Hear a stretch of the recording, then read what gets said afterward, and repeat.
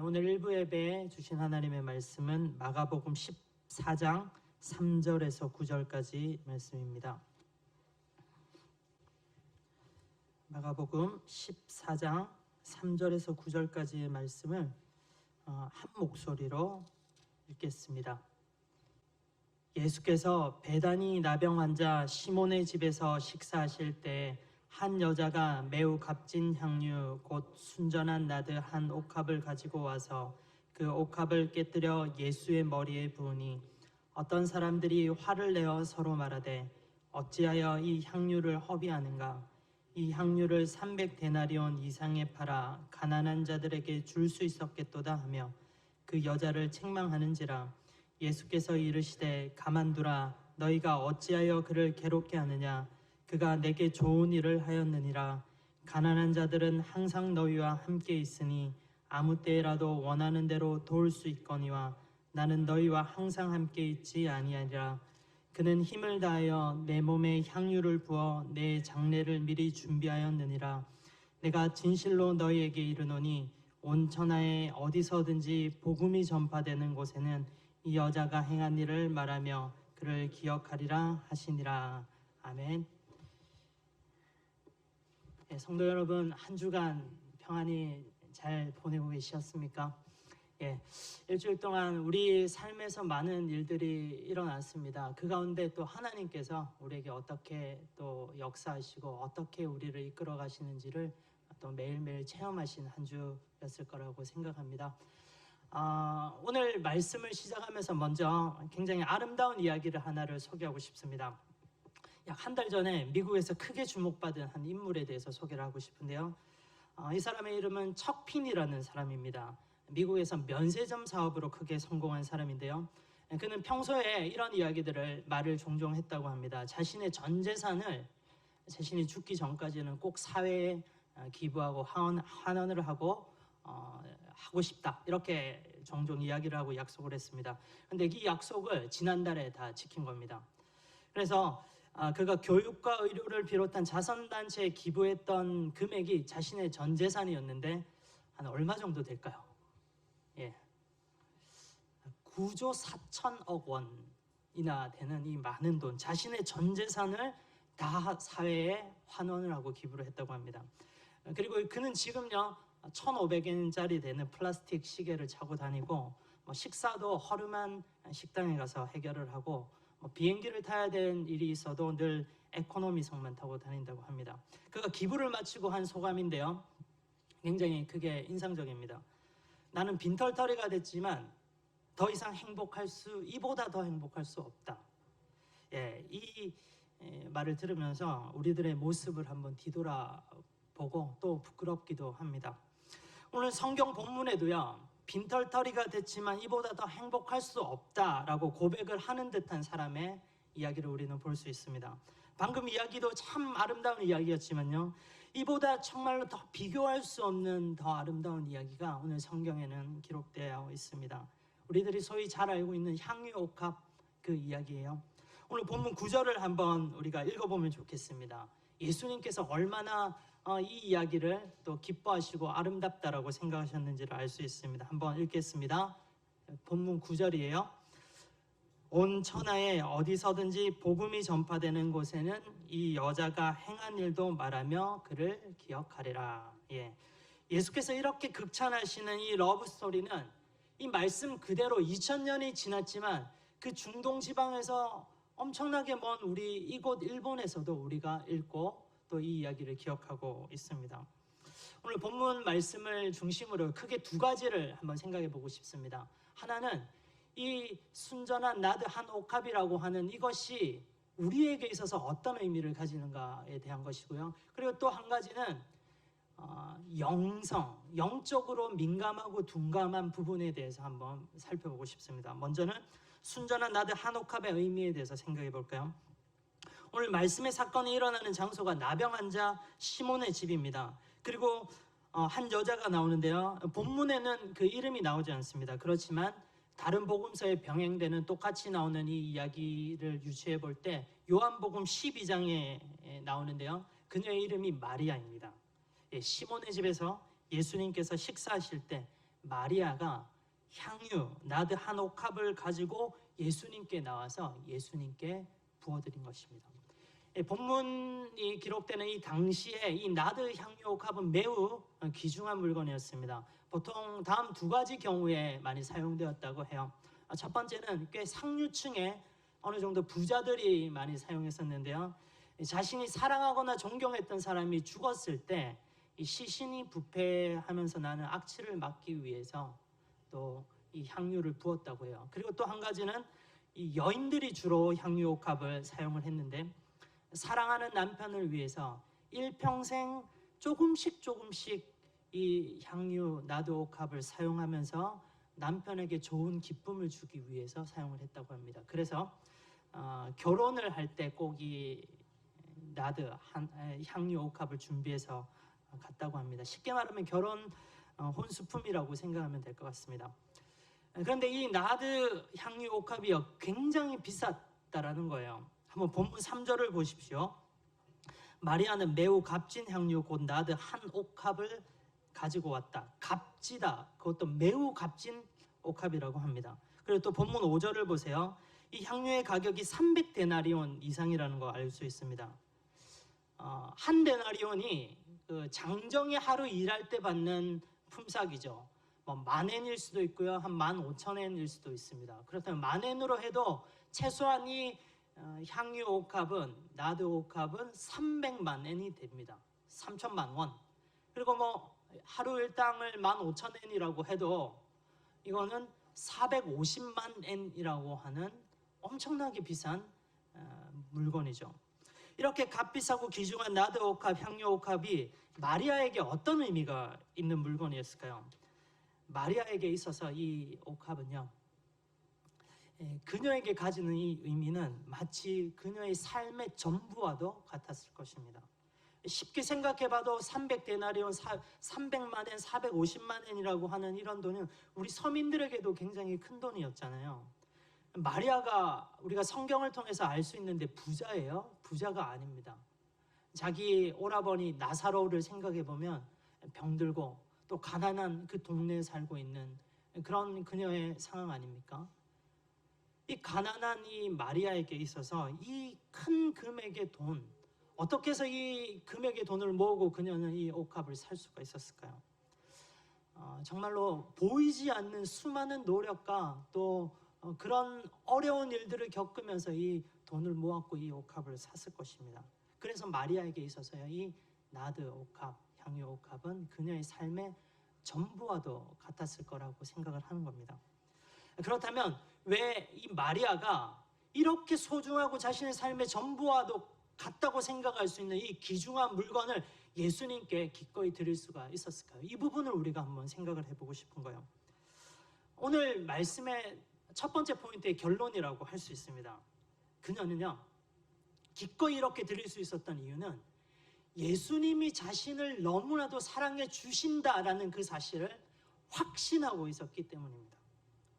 그래서 주님의 이 사랑을 생각하니 감격해서 나도 주님께서 기뻐하시는 이 일을 하고 싶다. 어떻게 하면 주님을 기쁘시게 할 수 있을까 생각하니까 300만 엔, 450만 엔 되는 이 향유 옥합도, 자신의 평생을 들여서 준비했던 이 향유 옥합도 전혀 아깝지 않고 기꺼이 드릴 수가 있었던 것입니다.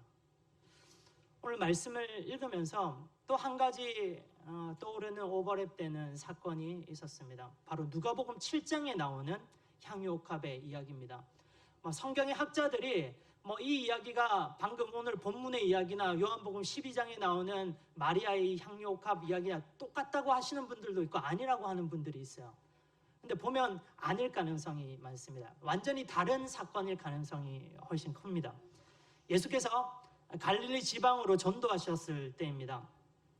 어느 한 바리새인인데 이 이름이 시몬이라고 하는 사람이 예수님을 자기의 집으로 초대를 했어요. 그러나 그는 손님이신 예수님께 발 씻을 물도 내어드리지 않았습니다. 이거는 그 당시 중동 지방에서 굉장히 큰 신뢰입니다. 그래서 예수님이 굉장히 지금 민망해하시고 무안해하고 계시는 그때였어요. 그때 한 여인이 이 바리새인과는 완전히 대비되는 모습으로 예수님께 나와서 극진히 예수님을 대접을 합니다. 그녀의 이름을 알 수도 없습니다.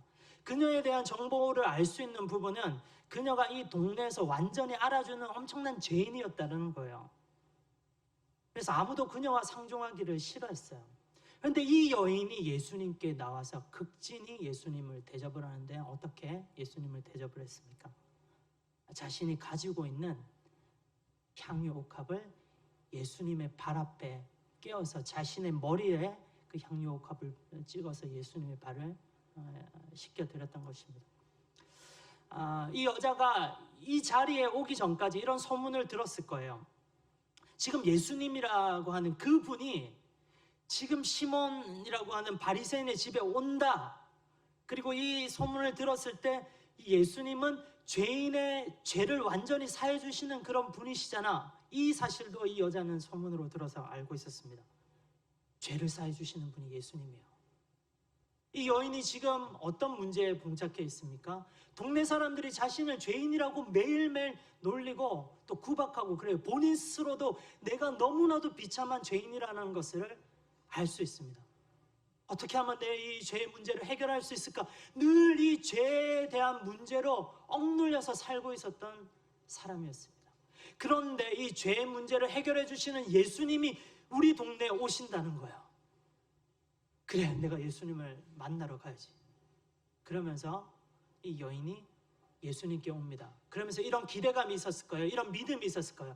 예수님이라면 반드시 나의 죄의 문제를 사해 주시고 해결해 주실 것이다.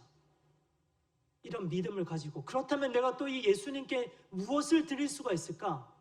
내 죄의 문제를 해결해 주시는 이 예수님께 나의 가장 귀한 것도 드리고 싶다. 찾아보니까 나드한 옥합, 향유 옥합이었을 것입니다. 그래서요, 예수님께서 이 여인에게 이렇게 말씀하십니다. 먼저 바리새인에게 이야기하죠. 바리새인아, 너는 나를 초대해 놓고도 나에게 발 씻을 물조차 주지 않았다. 그렇지만 이 여인은 그렇지 않다. 그러면서 이 여인의 믿음을 보시고요, 예수님께서 다른 말씀 안 하셨어요. 죄인아, 네 많은 그 죄가 사함을 받았다. 이 여인에게 이렇게 말씀을 하셨습니다. 그녀의 바람대로, 그녀의 믿음대로 정말로 이 여인은 예수님께 죄의 문제를 해결함을 받았던 것입니다. 사랑하는 성도 여러분, 우리들의 정체성은 그리스도인입니다. 그리스도인들이란 예수님을 그리스도라고 고백을 하고 예수님이 우리의 주인이라고 고백하는 사람들입니다. 그렇죠? 마태복음 1장에 보면 예수라고 하는 이름의 그 의미가, 그 뜻이 정확히 무엇인지 나옵니다.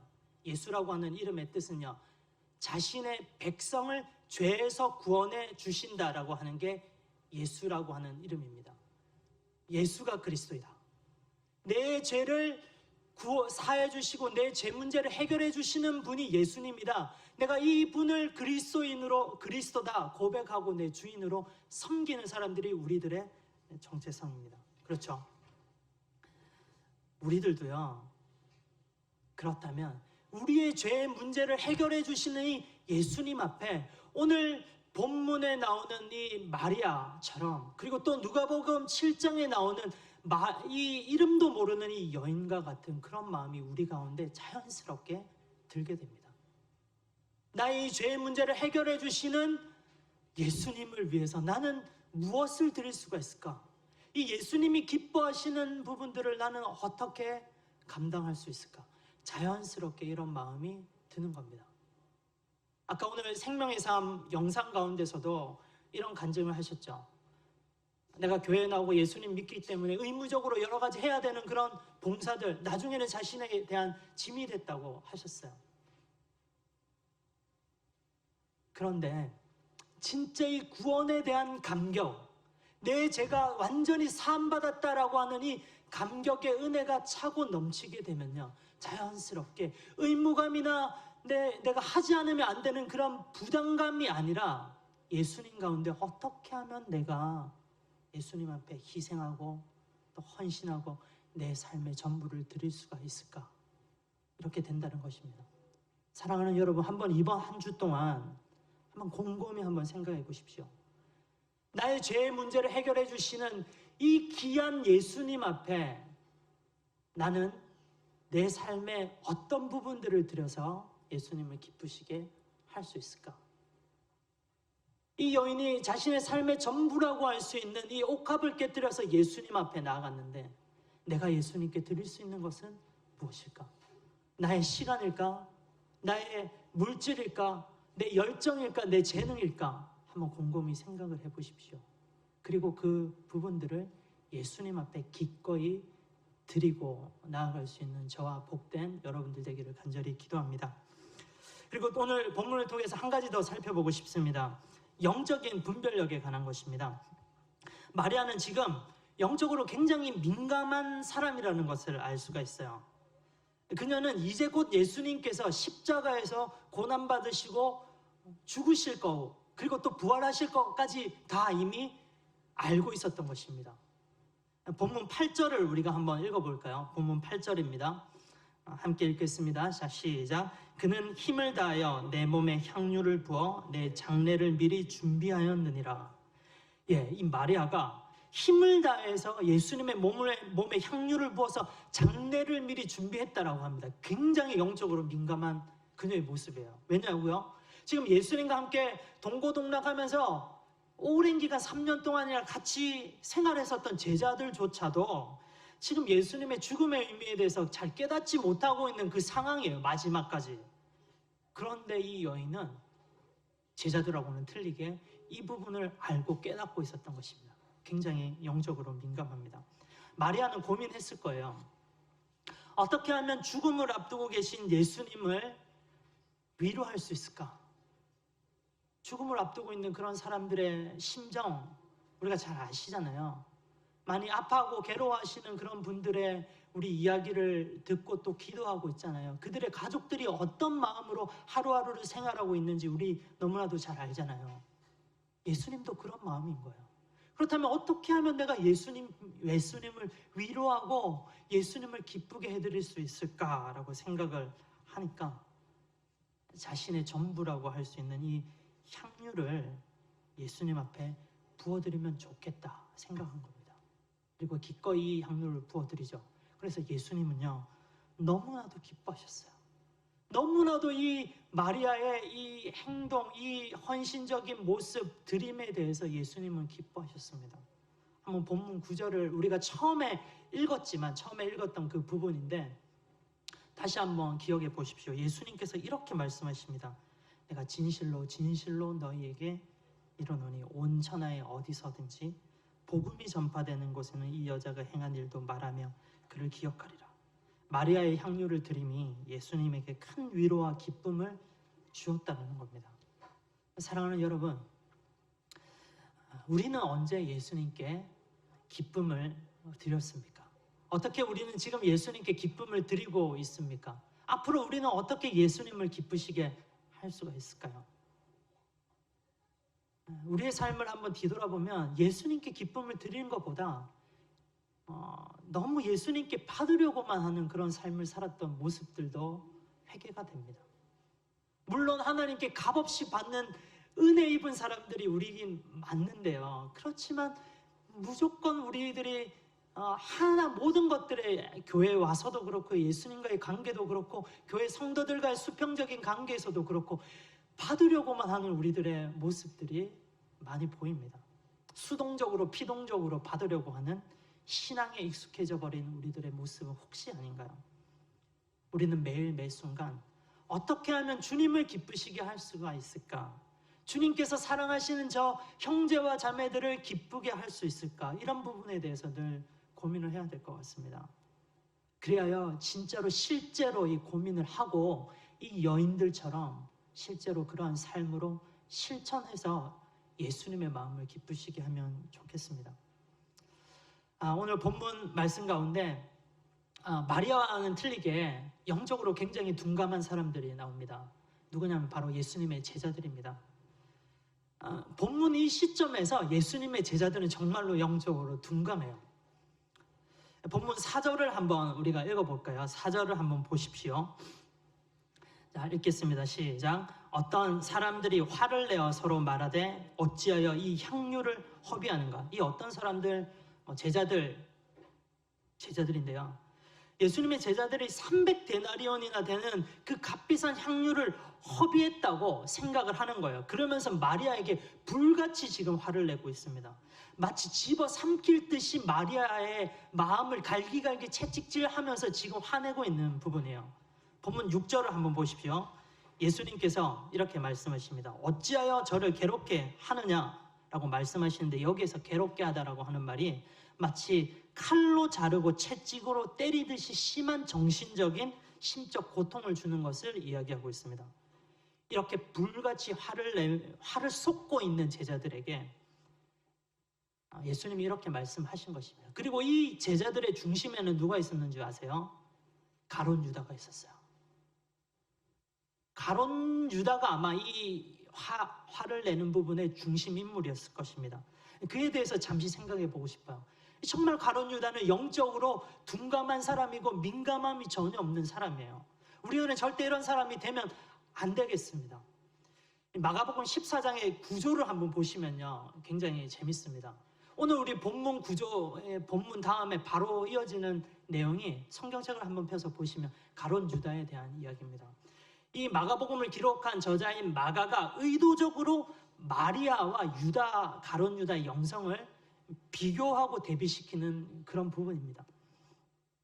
오늘 사건과 관련해서 동일한 부분을 기록하고 있는 마태복음에 보면요, 가룟 유다가 돈을 사랑했다라고 합니다. 그리고 누가복음에서는요, 가룟 유다의 마음에 사탄이 들어왔다라고 말합니다. 그리고 또 요한복음 12장 6절에 보면 가룟 유다를 이렇게 설명하고 있는데, 요한복음 12장 6절을 우리 함께 읽겠습니다. 자, 시작. 이렇게 말함은 가난한 자들을 생각함이 아니요 그는 도둑이라 동계를 막고 거기 넣은 것을 훔쳐가미러라. 이 불같이 화를 내는 이 영성 없는 제자들 중심에는 가룟 유다가 있었어요. 방금 그 이유도 요한복음 12장에 나오죠. 6절에 300데나리온의 돈을 예수님의 재정 담당인 자신에게 맡겨야 되는데 왜 그거 안 맡기고 그렇게 했냐라는 거예요. 그렇게 자신에게 맡기게 된다면 그 중에 내가 얼마나 더 착복할 수 있었을 텐데, 이런 마음이 있었습니다. 그렇게 못했기에 지금 가룟 유다가 지금 불같이 화를 내고 있는 겁니다. 이 많은 돈을 예수님께 갖다 바치는 이 마리아를 도저히 이해할 수가 없는 거예요. 왜 이 마리아는 나한테 그걸 이미 갖다 주지 않고 예수님한테 직접 가지고 와서 그 향유 옥합으로 가져와서 깨뜨린단 말이에요. 지금 불같이 화를 내고 있습니다. 그래서 이 화를 내는 화살이 지금 예수님한테도 결국에는 돌아가는 거예요. 가룟 유다는 예수님한테 굉장히 실망했어요. 영적으로 둔감한 사람들이 항상 예수님한테 실망을 합니다. 항상 섭섭해요. 그리고 이 실망적인 마음들이 나중에는 극단적인 부분으로까지 가는 사람들이 있습니다. 굉장히 조심스럽죠. 이 가룟 유다가 지금까지 예수님을 따라왔던 이유가 무엇입니까? 예수님이 정치적으로 이 유다에서 정말 메시아적인 이런 강력한 힘을 잡고 로마에 반역을 해서 이 정권을 제치를 한다면 나도 그 옆에서 실제적인 권력을 휘두르겠다라고 하는 그 목적으로 지금까지 따라온 겁니다. 그런데 요즘 예수님께서 말씀하시고 또 행하시는 그런 모습들을 보면요, 자신이 지금까지 생각했던 그런 부분하고는 완전히 반대되는 거야. 실망스럽기 짝이 없습니다. 예수님 볼 때마다 예수님은 왜 저렇게 무기력하지? 왜 저렇게 자신이 죽는다는 이야기를 하고 왜 저렇게 고통받는다는 이야기를 할까? 지금까지 자신이 생각했고 기대했었던 부분과는 완전히 다른 모습을 지금 예수님이 보여주기 때문에 가룟 유다는 예수님에 대해서 실망하고 있습니다. 그 실망이 나중에는 화로 나옵니다.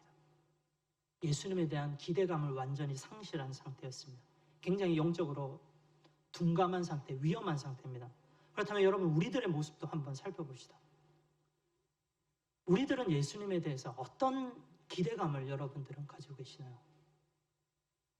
혹시 예수님 잘 믿으면 이 세상에서 말하는 그런 복받고 잘되고 우리 가족이 평탄하고 건강하다, 그런 기대감을 혹시 여러분들 가지고 계십니까?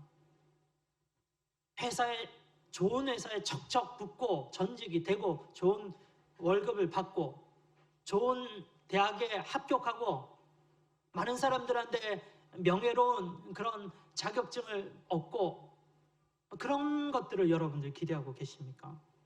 내 어려운 환경들이 예수님 믿기만 하면 확 바뀔 거야. 역전될 거야.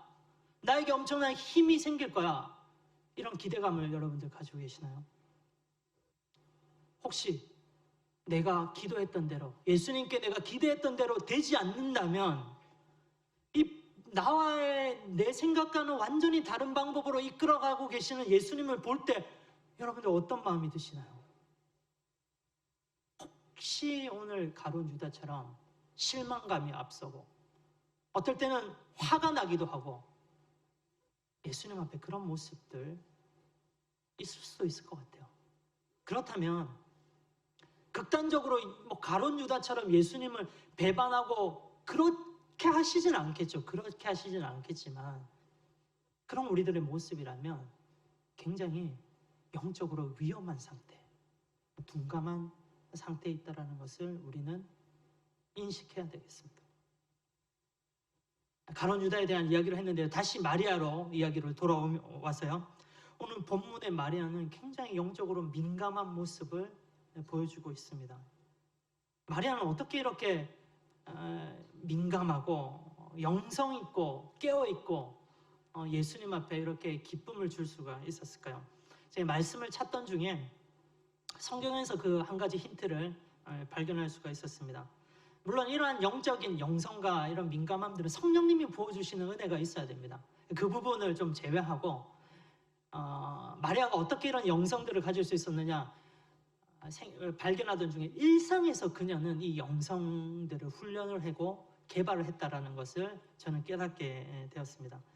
그녀의 평소의 모습을 기록하고 있는 장면이 있는데요. 누가복음 10장에 보면 예수님께서 우리가 잘 알고 있는 내용입니다. 마리아와 마르다 그 자매 이야기 아시잖아요. 이 집에 방문을 했어요. 저희들 아는 것처럼 언니 마르다는 예수님을 맞이할 준비로 굉장히 분주하며 이리저리 뛰어다니면서 많은 일을 했어요. 물론 너무나도 잘한 일이에요. 좋아요. 칭찬받아야 됩니다. 그런데 마리아는 어땠습니까? 오늘 영성 있다라고 하는 마리아는 어땠어요?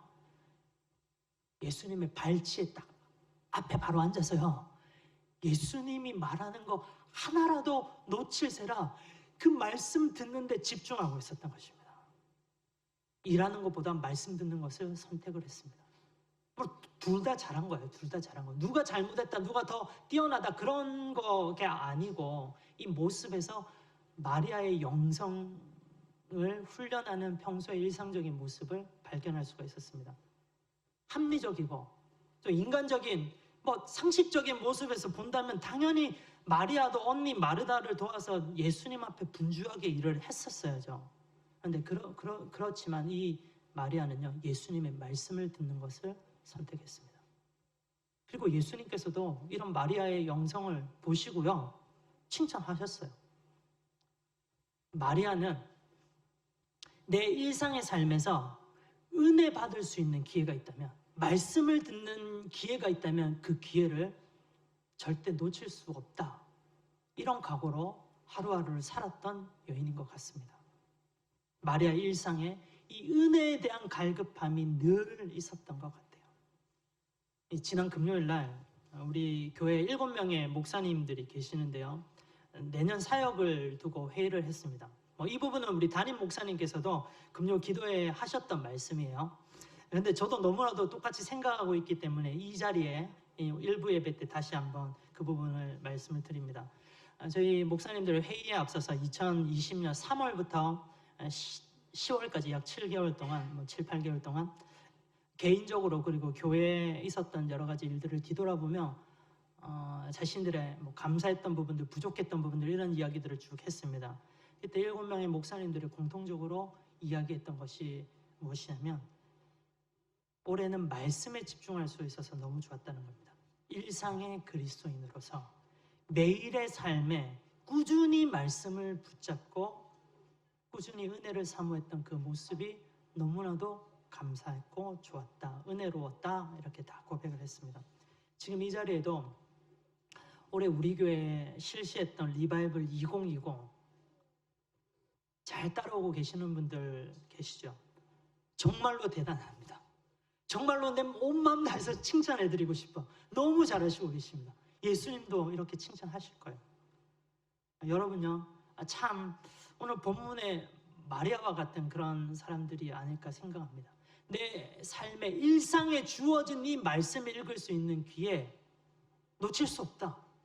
이 말씀을 읽으면요, 은혜 받을 수밖에 없어요. 매일의 삶에 이 말씀에 대한 갈급함, 은혜의 갈급함으로 지금까지 여러분들 해오시고 계시잖아요. 혹시 그렇게 못하시는 분들은 괜찮아요. 오늘부터라도 이런 마리아의 모습, 일상에서 은혜를 갈급하는 모습들을 보시고 본받으시고 그렇게 살아가시면 좋겠습니다. 일상 가운데 말씀을 듣고 읽을 수 있는 이 기회, 이런 기회를 놓치지 않으려고 하는 이런 모습들이 정말로 영성 있는, 그래야 결국에는 영적으로 민감하게 되고 예수님께 칭찬받게 되는 그런 모습이 아닐까요? 사랑하는 성도 여러분, 우리도 이런 영적으로 민감한 일상에서 은혜를 사모하는 마리아 같은 믿음의 사람들 되기를 주님의 이름으로 기도합니다. 기도하겠습니다. 사랑하는 하나님 아버지, 오늘 예수님께 순전한 나도옥합을 바쳤던 마리아처럼, 또 누가복음 7장의 여인들처럼 우리들도 주님을 사랑한다 고백하게 하시고, 주님께서 또 주신 이 사랑을 확신하며 나아가게 하여 주시옵소서. 또 어떻게 하면 주님을 기쁘시게 할까, 늘 주님께서 기뻐하시는 모습으로 살아가게 해주십시오. 그리고 또 늘 일상에서 영적으로 또 깨어있어서 늘 은혜를 사모함으로 또 결국에 예수님을 기쁘시게 하는 우리 한 사람 한 사람 성도님들 되게 해주십시오. 모든 말씀 우리 주 예수 그리스도 이름으로 기도합니다. 아멘.